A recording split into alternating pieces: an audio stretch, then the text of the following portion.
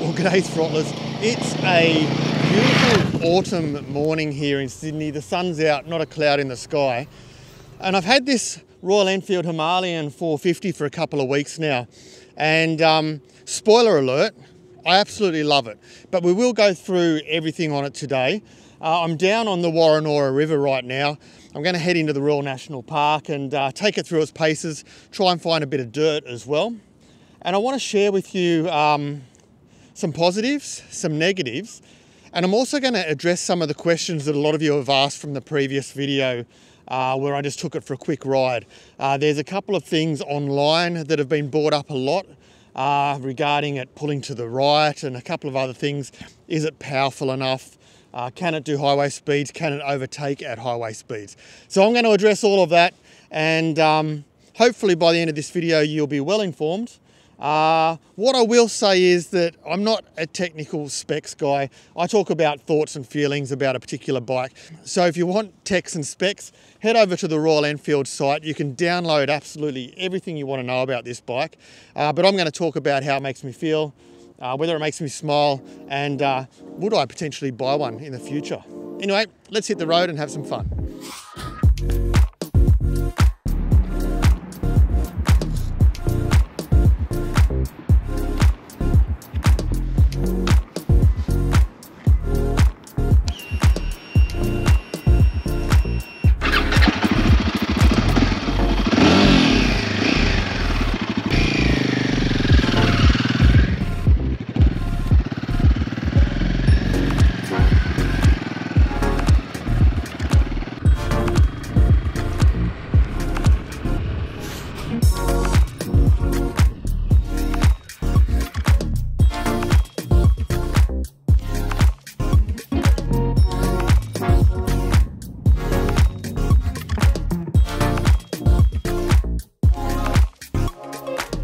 Let's face it, a lot of you people buying the Royal Enfield Himalayan 450 are going to want to take it off-road. So all of that beautiful twisty roads I've done on the way to here may not be of interest to you at all. So let's have a look at where we are.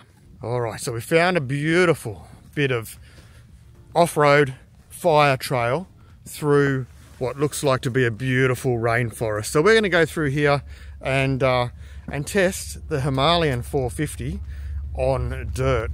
Now I will say that I'm not an experienced off-road rider, so my opinions about its off-road capability are just based on my little bit of experience that I've had. Towards the end of last year I rode a 411 Himalayan through the Himalayas in India, and it was an exceptional time. What an adventure.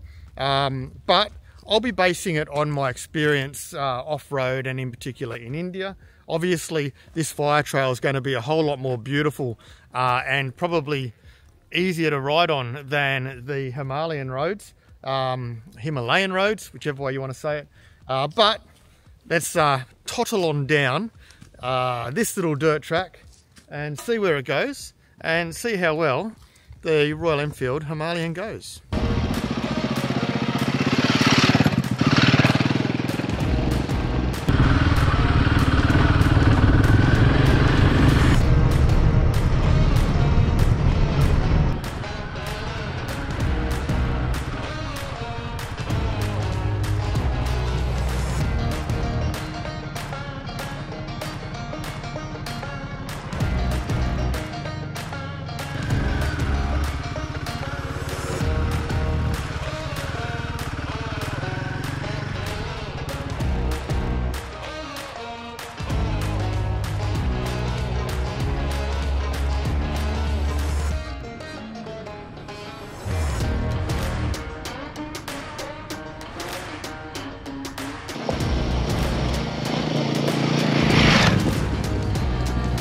What a couple of weeks I've had on the Royal Enfield Himalayan 450, the new generation Himalayan.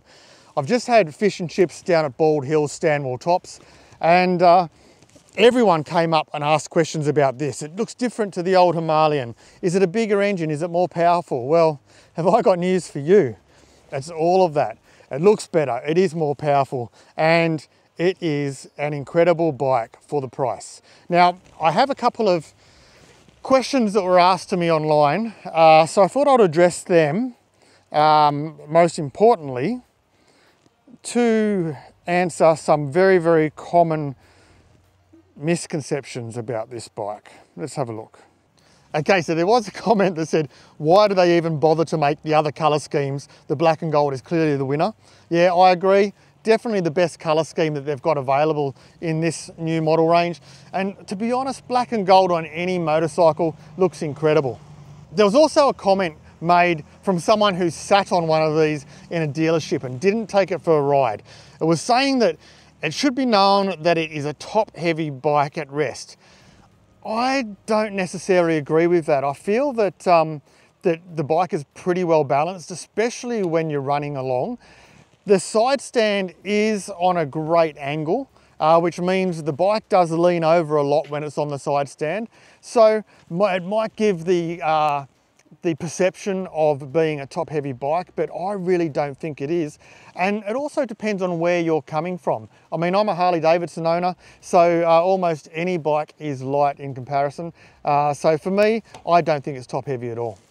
Look, there was a comment of someone that owned the carburetted 411 Himalayan and asking, is there an increase in power? Well, look, not only was the fuel injected 411 better than the carbed 411, but the 450 oil-cooled engine is a massive step up in power and torque, and it is really noticeable.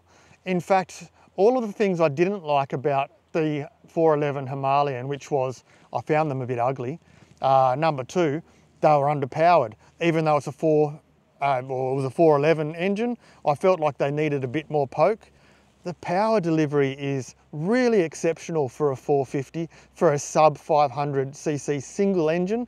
It has overcome the power issues, in my opinion, and clearly the looks. I think they've nailed the looks of this. It still looks traditionally Royal Enfield Himalayan, but it looks a bit more modernised. It looks like, well, to me, it's just more pleasing on the eye in general. And it looks better than most of the plastic covered adventure bikes on the market. It is metal and it feels well built and it just looks super cool. Okay, so now we've got everyone's opinions out of the way. Let's talk about the bike and why I like it. Braking, that massive front disc brake is so ample. Reef on the front brake and it pulls you to a stop in an instant. The rear brake is good as well. Okay, let's just go through the superficial things to start with, and then we'll talk about the engine and the power delivery. So looking at the styling, I've just addressed, I really love the styling of this new bike. I think they've hit it on the head. It does have LED lights all round, front and rear. It's nice that a modern bike company is putting LEDs all around on a bike and not having to charge you extra. Wow, imagine that happening. The display is a digital display. It is very visible. I haven't had a trouble with the digital display at all from a visibility point of view. One thing that I notice is the cluster itself is tilted a long way forward, so it's almost like my chest is looking at it rather than my eyes. It doesn't affect what I can see on the thing. I just think that it's on a very unusual angle. The seating position is bolt upright, super comfortable, and the mirrors for a Royal Enfield are actually really good. They haven't even fallen out of place for 2 weeks long. Coming through the double seating, one thing I really do like, I've got it covered up by my dry bag at the moment, but the luggage rack is already installed on there. So you can do exactly what I've done. You can strap a dry bag to the back, or you can actually bolt something that's harder, like a top box to it. Really, really easy.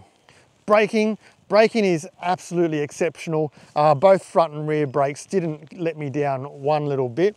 And taking it off-road, as you saw, I had a little bit of a, now admittedly I didn't spend a lot of time off-road, but enough for me to get a feel for it, and it was very stable and planted off-road, still with enough poke to rip up a really steep hill at the end there, and with bunches and bunches of power left over. Now, engine power delivery in general. One of the common things about the 411 plant was that it was working pretty hard to stay at highway speeds. And that's how I felt about it. Not everyone felt that, but I felt that at 100 and 110 kilometers an hour, it was working hard and it was really buzzy. And you didn't have much in reserve left to do an overtaking maneuver on the freeway. So today on the freeway, I wanted to test its capability. It did 100 kilometers an hour with absolute ease, 5,000 revs, cruising along really comfortably. You could ride it all day long at 100 or 110. But can it overtake comfortably at that speed as well? Well, the answer is yes. I did a roll on from 100 to 110 plus twice. I did it once in 5th gear and I did it once in 6th gear, and it just had ample power delivery to be able to do any overtaking maneuver. In Australia, I need to say that most of our roads are capped at 110 kilometers an hour, so I'm not encouraging you to break the law, but I can say that this bike will comfortably do 130 when needed. Not all the time, but when needed. So I just think this is an absolute ripper. Now, I do have a mate of mine that's planning a trip to Cape York soon, and he's in the process of choosing bikes. He is in his early 20s, so maybe the Royal Enfield brand won't appeal to him, but this bike is more than capable to go anywhere in Australia. In particular, Cape York. I would absolutely take this bike to Cape York. I think it would have no problems to get up there and back. It's light enough, but it's comfortable enough, and you can load it up with a heap of gear. There's a YouTube channel called Joe Ryan, and he goes out on the old version of the Royal Enfield, and he's been all around Australia on that, fully loaded up with camera gear as well, and making an incredible life for himself. I can't wait to see Joe Ryan get one of the 450s and do another trip and see the differences in what he can do. Anyway, I really like the Royal Enfield Himalayan 450. I am a big fan. I, in fact, would like to have it as a second bike in the garage sitting next to the Harley. That's how much I like it. I'm not in a financial position at the moment to do that, but I really think that'd be an absolute superb second bike for me. That's how much I like it. Anyway, folks, thanks for watching. As always, leave a comment below and tell me what you think of the Himalayan 450. Tell me what your favourite adventure bike is, and I might try and get my hands on it too. But for now, the sun's starting to set. I need to get home and give this thing a wash before Royal Enfield come and take it off me again.